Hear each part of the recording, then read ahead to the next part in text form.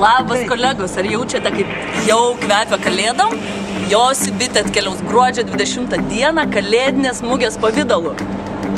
O kad kalėdos kvepėtų vaikystę, savo vaikystės kalėdinės nuotraukas, tokias siųskite elektroniniu paštu merginos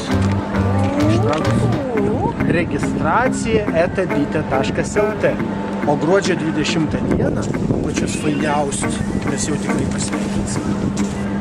Oi, Zuiki, kur aukso puodas? Tas aukso puodas jau nuo šiandien stovės svečių ambasadoje ir Vytautė jį saugos.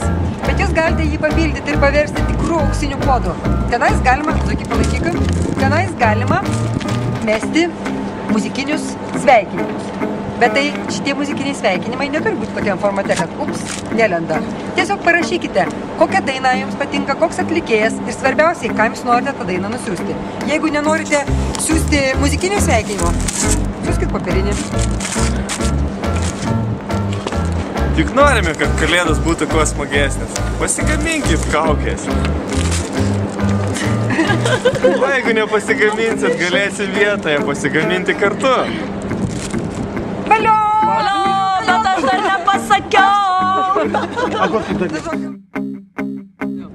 Tai turime dar reikalų. Kitos gruodžio 20 dienos tardote savo močiutes, ieškote gardžiausių receptų, tada barstotės miltais, voliojate tešlą ir į kalėdinę mugę atkeliaujate su pyragaičiais, tortais ir taip toliau. Juos galėsite parduoti savo kolegom, o surinktus pinigus atiduosime vaikų namams, su kuriais draugaujate. Tai kalėdos, ne? Pabūkim vaikais ir pasidžiaukim kartu. Valio, su kalėdom!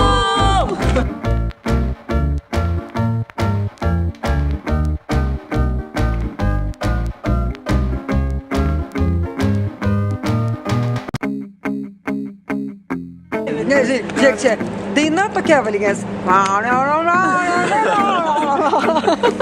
Mamytė, nori, aš tau dainą padainuosiu. Tau, mano mamytė, gražiausi žiedai. Registracija@bitė.lt. Kodėl ją pirmą? Ne. Viskas? Taip.